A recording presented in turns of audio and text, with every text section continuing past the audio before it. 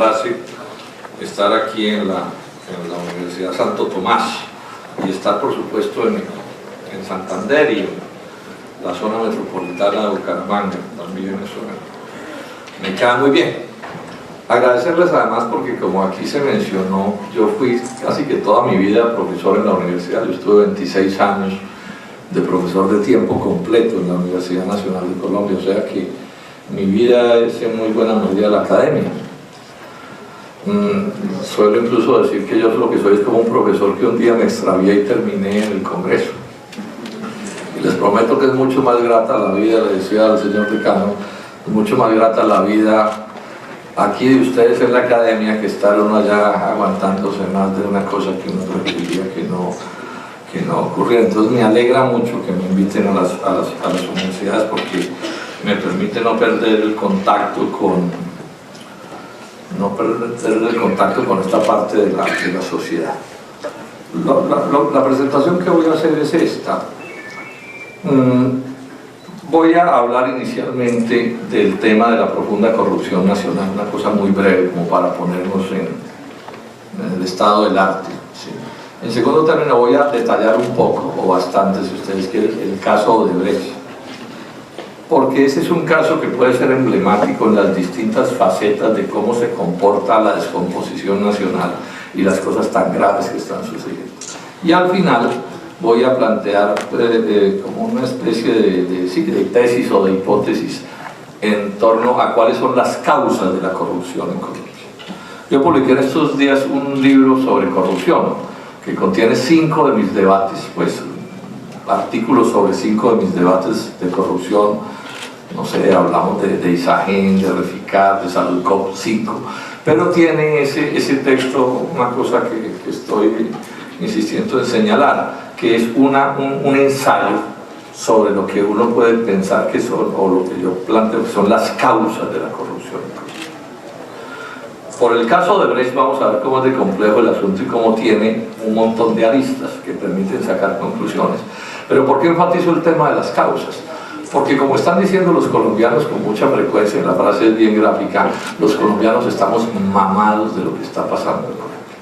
Mamados, esa es una frase que la oigo por todas partes. Se la oigo a jóvenes, a viejos, a todo el mundo. Mamados, con muchas cosas, pero entre otras por la corrupción.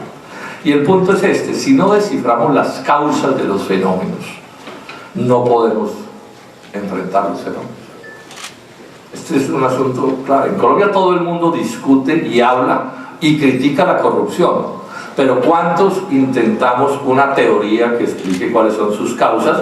Porque si uno no acierta sobre las causas de un problema no puede resolverlo. Yo pongo mucho este ejemplo: los seres humanos no vamos donde el médico a que el médico nos diga a dónde nos duele. Uno llega donde el médico con su dolor, nadie se lo tiene que decir. ¿A qué vamos donde el médico? A que el médico nos diga por qué nos duele, cuál es la causa del dolor y sobre todo cómo quitarse el dolor. Y si se equivocan las causas, o sea, si yo llego a donde un médico con un cáncer y él me diagnostica una gripa, pues me dará un ibuprofeno. Bueno, en Colombia le dan un ibuprofeno de todos modos, pero suponiendo que las cosas fueran distintas, me diagnostica mal el cáncer, me dice que es gripa y me muero. Entonces este es un punto que es crucial y sobre el cual hay que exigir debate. Y hay muchas cosas que pueden decirse sobre esta. Yo voy a adelantar, a detallar un poco lo que a mi juicio es como el pecado original que explica la corrupción en Colombia. ¿Dónde empezó este desastre? Bueno, precisemos entonces lo primero, el grado de corrupción de Colombia. Hay un índice que se llama de competitividad global del Foro Económico Mundial. Indicadores hay muchos y hay cifras muchas, pero esta yo creo que es una cifra que nos sirve por su origen. Dice que Colombia es el país número 126 entre 140, siendo 140 el peor, 126 en ética y corrupción. 126 de 140. Y en desvío de fondos públicos somos 131 entre 140. En desvío de fondos públicos. O sea, ya casi tenemos la medalla de oro o de diamante, ya no hay quien nos compita en estos asuntos. Esto es o sea, estamos hablando entonces, en todas las sociedades hay corrupción. Históricamente ha habido corrupción. El punto es si se sale de madre o no se sale de madre la corrupción. Y es evidente que aquí está salida de madre. O sea, aquí tenemos ya una corrupción que empieza a ser perfectamente autodestructiva, es decir, que ya tiene tales tasas, tales niveles, porque incluso hay quienes dicen con cinismo que, por ejemplo, en una economía de mercado la corrupción es como una especie de lubricante de la sociedad. Bien. Pero eso sí está, digamos, en ciertos niveles. Pero para recordar la figura del presidente de Colombia, aquí hace rato la corrupción se salió de sus justas proporciones, como dijo ese presidente que pasó a la historia con esa frase. Hace mucho rato. Entonces, este es un primer punto que hay que mirar. Y estamos hablando, ojo, de corrupción en la política, de corrupción entre los servidores públicos y de corrupción en el sector privado. Es mentira decir que la corrupción solo se da en la política o en el sector público. Uno puede afirmar que por cada caco, por cada pillo en el Estado hay por lo menos un socio en el sector privado. Sobre eso nos han manipulado mucho en los últimos años. Aquí se tomaron 1000 medidas de privatización con el cuento de que es que lo público era corrupto y lo privado era honrado. Y los hechos nos demuestran que hay tanta corrupción en el sector privado como en el sector público. Nos echaron otro cuento. Si es con extranjeros, la honradez. Los ladrones somos los colombianos, los extranjeros todos son un dechado de virtudes. Bueno, los hechos demuestran que tampoco es cierto. O sea que en el mundo de las transnacionales los niveles de corrupción son pasmosos. Yo ahora les voy a leer una cita, una frase de un autor norteamericano sobre qué es lo que pasa en el mundo de la corrupción, pues a escala global. Ojo, no estoy diciendo que cada servidor público, cada político, cada miembro del sector privado sea un corrupto. Tampoco estoy diciendo eso, no es verdad. Todo el mundo no es corrupto. Pero sí estoy diciendo que en esos tres sectores hay niveles de corrupción inmensos y que si no los atacamos en todas partes, aquí no va a pasar nada. Y vamos a ver cómo en el caso de Odebrecht es tan complicada esta relación y cómo entonces esto se empieza a llenar de conveniencias y de relaciones. Y al final lo que estamos viendo es que la impunidad, que es parte grave del problema de la corrupción, es la que termina prevaleciendo. Claro, la impunidad es como un lubricante también de la corrupción, porque pues, si la gente está segura que no pasa nada, sí, o que si se roba, yo no sé, una suma astronómica y eso lo resuelve con 2 o 3 años de cárcel, si le da más los 5, pues la gente hace su cuenta y dice, no, pues eso me sale muy barato, no sé, a 1.000 millones de pesos el año de cárcel, pues eso está bueno el negocio. O sea, hay todo un problema aquí extremadamente grave. Enfatizo en la gravedad del asunto. Todos los sectores están permeados. Es más, inclusive la sociedad en su descomposición se ha ido volviendo súper tolerante con la corrupción. Inclusive formas de corrupción que, si se quiere, son, entre comillas, menores, son parte de la normalidad de los asuntos de la vida. Y en eso a ratos hasta acá terminamos cayendo todos, o muchos, ¿no? Entonces el que se pasa un semáforo y entonces soborna al policía y el policía que se deja sobornar. Son 1000 cosas de estas, pero bueno, estoy hablando que lo principal es la corrupción en la cúpula del poder. ¿Sí? Porque es el mensaje que se le manda a la sociedad. Bueno, ¿cómo es el caso de Odebrecht? ¿Cómo es el caso de Odebrecht? Primero, digamos, las cosas que están probadas ya, establecidas, porque hay algunas que están en investigación. Primera cosa que está probada, Odebrecht confesó ante la justicia norteamericana haber pagado sobornos por 788 millones de dólares en 12 países. O sea, esto ya es, digamos, un hecho. Ellos mismos, esta empresa ultracorrupta, esta transnacional, reconoce ante las autoridades haber pagado 788 millones de dólares en sobornos. De esos 11 millones de dólares en Colombia, por lo menos, digamos, pudieron haber sobornado por más, pero reconocen esas cifras. De esos en Colombia, 11 millones. Hago una precisión que es importante.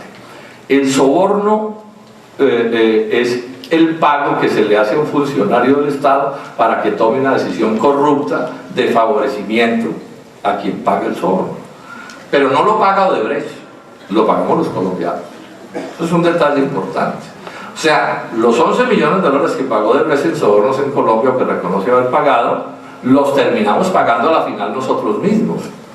Sí, porque lo que hace Odebrecht es, puede que los dé de entrada, o sea, los invierta, pero los recupera en el negocio. Entonces, por ejemplo, los altos peajes de la Ruta del Sol, por lo menos en una parte, tienen que ver con el pago de esos sobornos. Los estamos pagando los colombianos. El segundo hecho que está establecido, 6,5 millones de dólares de esos 11 millones se pagaron en el gobierno de Álvaro Uribe Vélez. Eso es un hecho que está establecido.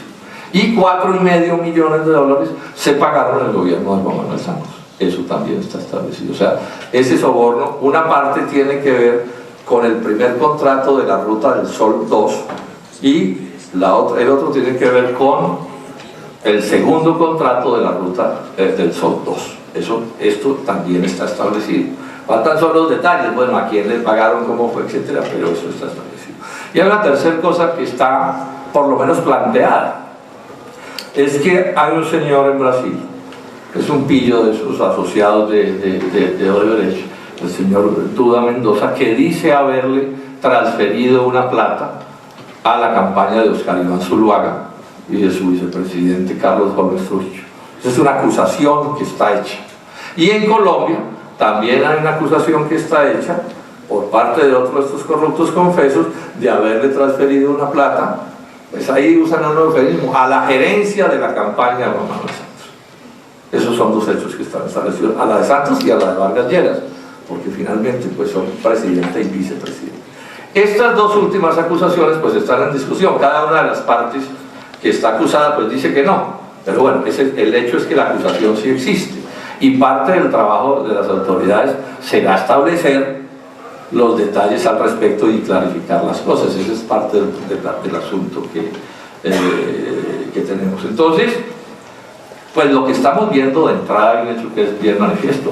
Esto es un asunto que involucra poderes descomunalmente grandes en Colombia.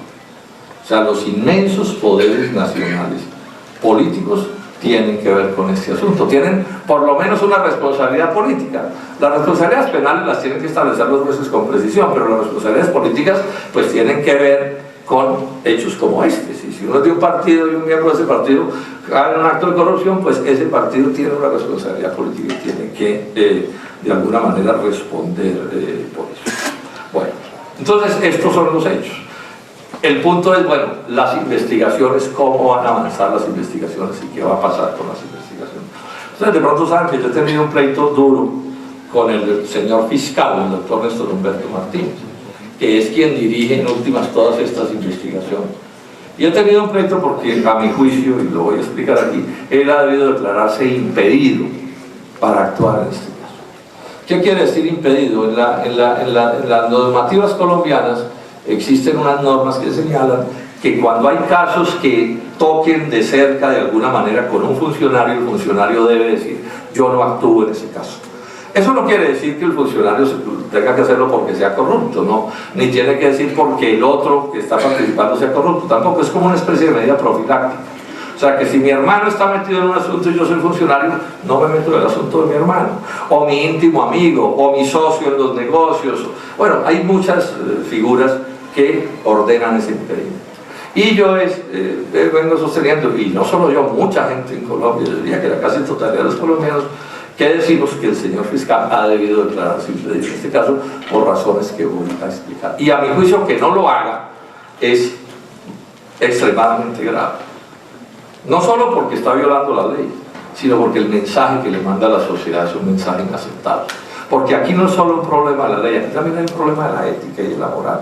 O sea, hay ciertas cosas que pueden ser legales, en este caso no lo son, pero suponiendo que fueran legales, que usted tampoco debía hacer. O sea, la teoría de que los funcionarios públicos lo único que nos obliga es la ley, ese es un punto clave en el debate. Yo creo que nos obligan otras cosas. Yo hay cosas que no hago simplemente porque no creo que se vean bien, que se entiendan bien, y listo. O sea, me impongo un nivel de exigencia mayor del ciudadano común y corriente, que el ciudadano común y corriente sí no tiene por qué, digamos, estar en estas cosas. Bueno, empecemos el caso del señor fiscal. El 21 de diciembre, en Estados Unidos revientan la noticia de que los de Odebrecht confesaron en la que ya les dije los 788 millones de dólares. 21 de diciembre. El 22 de diciembre, al otro día, el fiscal Martínez Neira le abre una investigación o le inicia una investigación a Navelena. Al otro día yo creo que es el fiscal más rápido de la historia de la humanidad. ¿Sí? O sea, cuando aquí lo único que sabíamos de eso era lo que salía en la televisión, él ya empezó la investigación. 22 de diciembre. Y el 5 de enero, 11 días hábiles después, salió a los medios de comunicación y le dijo al país: no hay ninguna posibilidad de corrupción en el negocio de Navelena. Ninguna. También creo que es la decisión jurídica más rápida de la historia de la humanidad. Ahora, ¿qué es Navelena? Navelena es un consorcio donde está Odebrecht tiene el 87% del control de ese consorcio para hacer una obra sobre el río Magdalena. Bueno, advierto desde ya, yo no me pongo a que se hagan carreteras ni que se arregle el río Magdalena, esa no es la discusión es cómo se hacen las cosas. ¿Sí? Un negocio en el que está Odebrecht. Bueno, 5 de enero. Cuando yo vi eso y en mi oficina vimos eso y nosotros ya veníamos mirando algunas cosas en el Banco Agrario y dijimos: oiga, pero a ver, acabemos de mirar qué es lo que sucede. Y les voy a contar algunos elefantes que rápidamente vimos nosotros y que no vio la Fiscalía, con sus 33.000 funcionarios. Primer elefante que no vio la Fiscalía. El 28 de diciembre, o sea, en medio de la llamada investigación de la Fiscalía, la Contraloría, a partir de una investigación, advirtió que había riesgos graves en ese contrato porque habían cambiado las especificaciones de los materiales con los que se iba a hacer la obra. Habían abandonado la roca y la habían cambiado por geotextiles y otro tipo de bienes, y la Contraloría dijo: ojo, ahí hay un riesgo. Bueno, eso no lo vio la Fiscalía. La Fiscalía no se dio cuenta tampoco que los señores del Banco Agrario le habían prestado a Navelena 120.000 millones de pesos. No se dio cuenta, pero con esta advertencia. En ese momento ya el escándalo de Odebrecht, cuando se los prestaron en diciembre del 2015, Marcelo Odebrecht ya estaba tras las rejas en Brasil. Y aquí la Superintendencia de Sociedades había dicho que una de las firmas socias de Navelena, de Odebrecht, estaba quebrada y estaba en causal de disolución. O sea, una cosa que había ya una duda inmensa de qué estaba pasando con ese negocio, habida cuenta de los antecedentes de estos personajes. El 5 de enero, cuando el fiscal dijo: no hay ninguna posibilidad de corrupción en Navelena, hacía más de un mes estaba vencida esa deuda de los 120.000 millones. Pero, o sea, la deuda estaba en mora.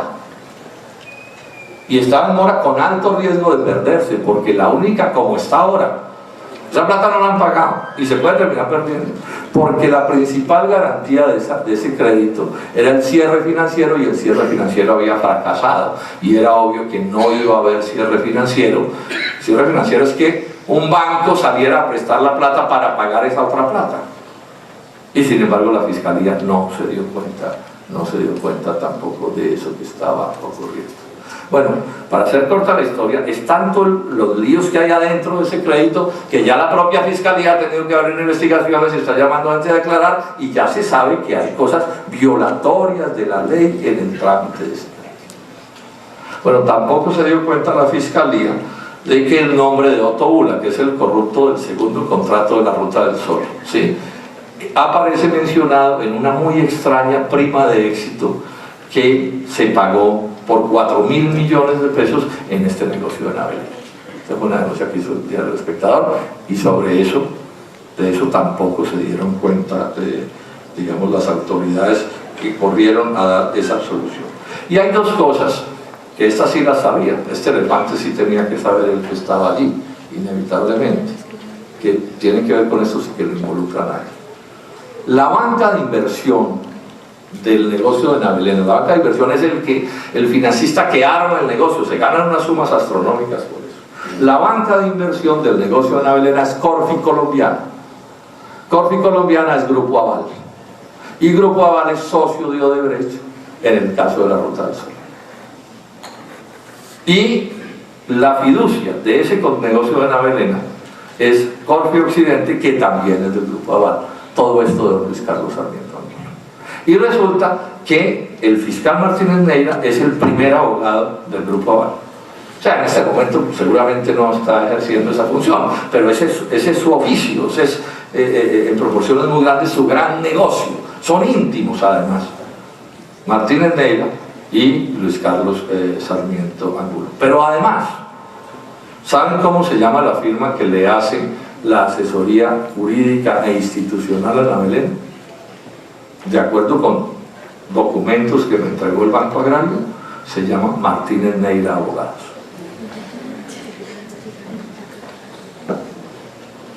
Entonces, lo menos que uno dice es, bueno, pero o sea, esto no tiene nada que ver, estas realidades que estoy mencionando no tienen nada que ver con esa curiosísima absolución luego de una profundísima investigación de 11 días. O sea, ese es el tipo de realidades que tenemos ahí. Él ha salido a intentar dar algunas explicaciones en relación con esto, ¿no? Entonces, que es que ya Martínez Neira Abogados no está haciendo eso, puede que no, pero el problema es que las inhabilidades se mantienen en el tiempo. Hay algunas que son muy taxativas, pero otras que no. Y la relación está ahí, porque esto es un problema en muy buena medida de un debate político. O sea, ¿qué es lo que está sucediendo? Y yo repito la investigación de los 11 días hábiles. El otro gran punto de debate que hay en este asunto es el contrato, el segundo contrato de la Ruta del Sol. Bueno, el primero ya se sabe que fue con un soborno. Ya el viceministro del transporte del gobierno de Álvaro Uribe aceptó haber recibido $6,5 millones por ese primer contrato. El primer contrato se llama el Consorcio Ruta del Sol 2. Es una vía que va desde, digamos, o sea, es una carretera, la Ruta del Sol es una carretera que va del centro de Colombia a la costa. Y tiene varios tramos, uno de esos tramos es el del que estamos hablando. Entonces es la ruta del Sol. Pero a ese contrato de la Ruta del Sol, que es un contrato sur-norte, le agregaron un contrato, otra vía oriente-occidente, que la llamamos la vía que da de Gamarra, ustedes son santanderianos, eso es cerquita todo aquí, a Ocaña. ¿Sí? O sea, entonces una va de norte a sur, que es la del primer contrato, que lo lograron con una licitación. Ahí hubo sobornos, pero por lo menos hubo licitación, digamos que cubrieron en parte las apariencias. Y el segundo contrato, el que es así, Ocaña-Gamarra, se asignó a dedo, sin licitación. Entonces aquí hay una discusión. El primero ya se sabe pues qué pasó, y en el segundo hay la discusión, bueno, si fue legal haber hecho esa adjudicación sin licitación, y los que actuaron en ella actuaron respetando o sin respetar la ley. Entonces, lo primero, violaron la ley todos los que aprobaron esa adenda que se llama, o ese otro sí al contrato, porque la ley no permite ampliar contratos sin licitación en el caso de esto que se conoce con el nombre de corredores viales. Es un poco técnico, pero no es difícil de entender. ¿Qué es lo que dice la ley? Que si usted hace el contrato en la Ruta del Sol 2, de este tramo a este tramo, usted se lo gana con una licitación. Y podría suceder que ese contrato se ampliara en parte sin licitación, pero siempre y cuando sea un contrato dentro de la ruta, dentro del corredor vial. O sea, es perfectamente clara la ley 1150, dice que respecto de concesiones viales, esa adición deberá referirse al mismo corredor vial. Al mismo corredor vial. Ahora, si usted mira un corredor vial que es norte-sur y usted lo atraviesa por un oriente-occidente, ya empieza usted a decir, bueno, ese sí es el mismo corredor vial. Pero más grave aún, la ley dice que tiene que ser dentro del mismo corredor vial. Pero hay una sentencia de la Corte Constitucional que dice esto: el corredor vial es el que une dos puntos geográficos delimitados, dos, no cuatro. O sea, más claro es imposible.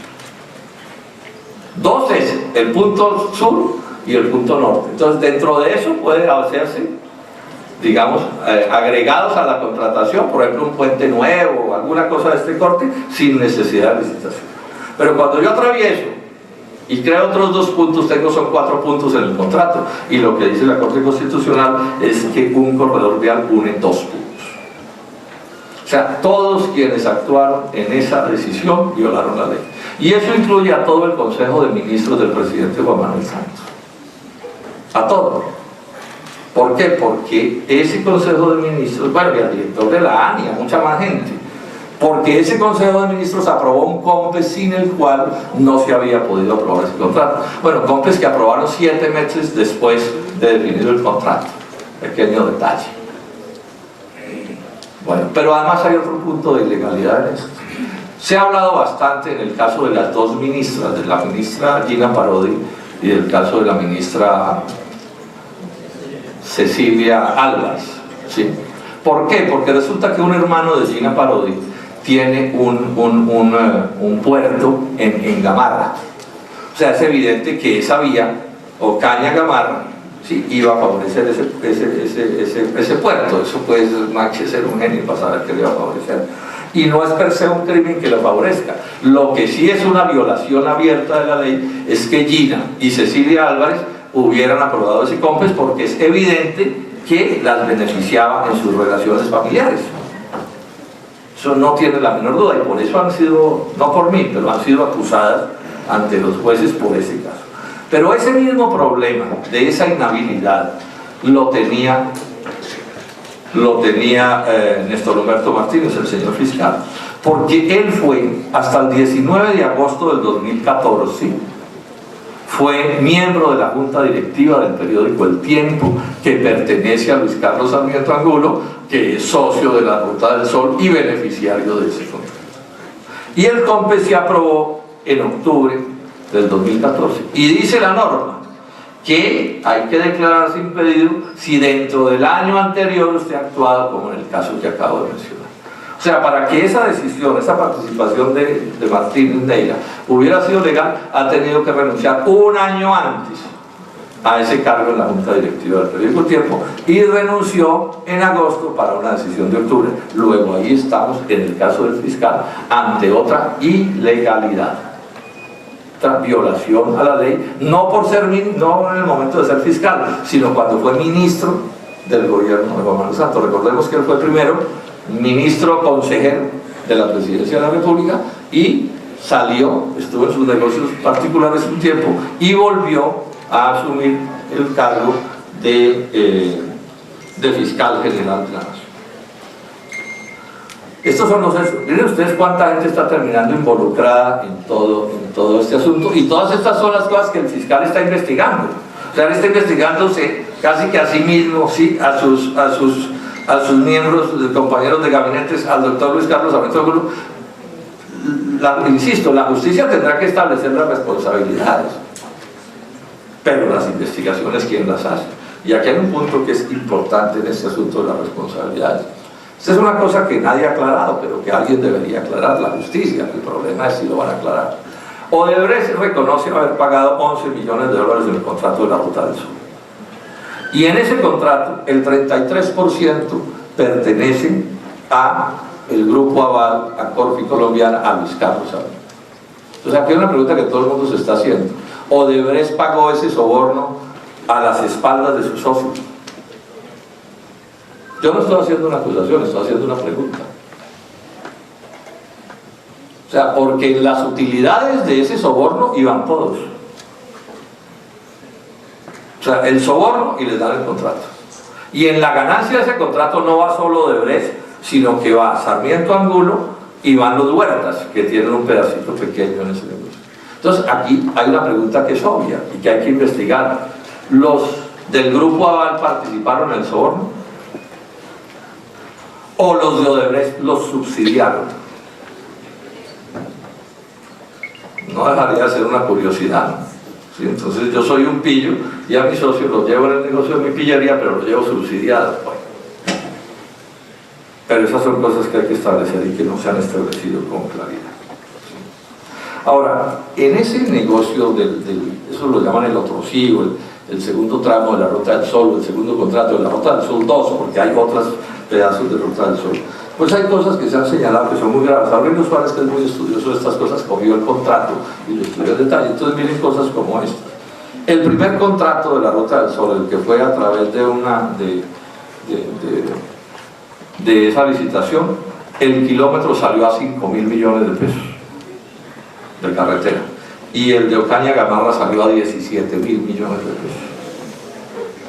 Claro, uno puede entender de entrada que, bueno, no tienen que valer exactamente lo mismo, o sea, es natural que haya diferencias, pero diferencias pues de más del triple, pues cualquiera dice, bueno, ¿de qué estamos hablando? Además, porque apareció un contrato entre Otto Bula y Odebrecht, que era el contrato de la corrupción, o sea, le decían, a usted le pagamos tanto si es capaz de conseguirse ese contrato. Ahora ya salieron a decir que no, que ese contrato ya no, que porque cambiaron la fecha, pero inicialmente salió que el señor Otto Bula había sido contratado por Odebrecht para hacer ese soborno.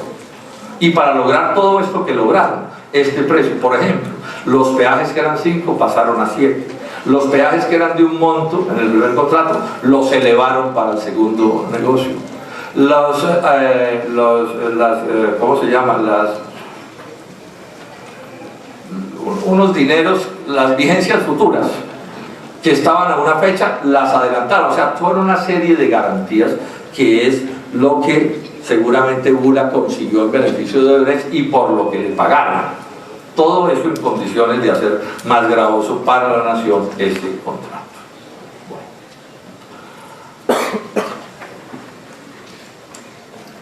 Retomemos el lío de los impedimentos. Ya por presiones nuestras, porque nosotros lo denunciamos y al fiscal le tocó aceptarlo, hubo un contrato entre Martínez Neira, abogados, y la concesionaria Ruta del Sol 2 para efecto de un contrato de estabilidad jurídica. O sea, ahí hay una cercanía contractual de negocios, de relaciones económicas entre la firma del fiscal y Odebrecht y Sarmiento Angulo para el efecto de este contrato. Eso a nuestro juicio genera un impedimento también, porque todas esas son las cosas que hay que investigar. Hay otra cifra que es muy elocuente, que es parte, pues no voy a entrar en todos los detalles para no hacerme muy largo, pero aquí lo que es importante es demostrar la cercanía, las relaciones, la proximidad entre el funcionario público y el que va a ser, digamos, tocado por sus decisiones.